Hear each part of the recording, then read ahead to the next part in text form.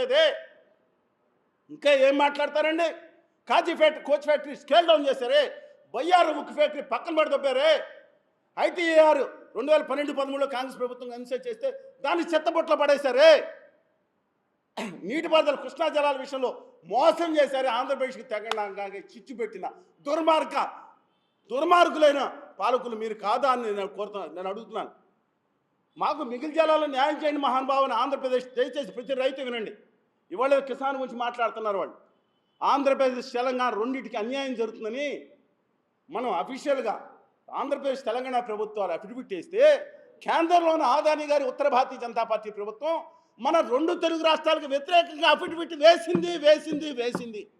దమ్ముందా కాదని చెప్పే ఒక్కడికన్నా దమ్ముందా మీకు కాదని ఎక్కువ సిగ్గుండాలా సమర్థించడానికి?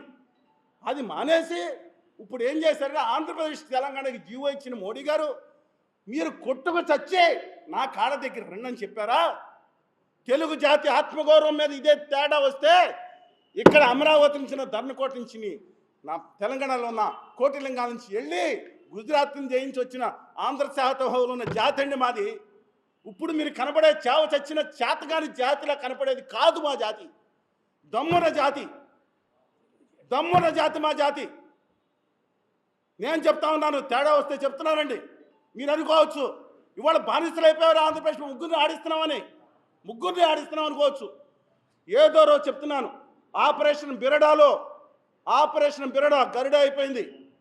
ఎంత వచ్చామో మీకు తెలుసు, శివాజీ గారు చెప్పారు. ఈ ఆపరేషన్ బిరడా 2018 to 2030+ దీంట్లో 6 పార్టీలను భూస్థాపితం చేయడానికి చర్య తీసుకుంటున్నారు. ఒకటి తెలుగుదేశం పార్టీ 2018లో స్ట్రై చేశారు తెలుగుదేశం పార్టీ. రెండో పార్టీ బీఆర్ఎస్ భారత రాష్ట్ర సమితి, దాన్ని వాళ్ళు 0 సీట్లు వచ్చేలా చేసుకున్నారు.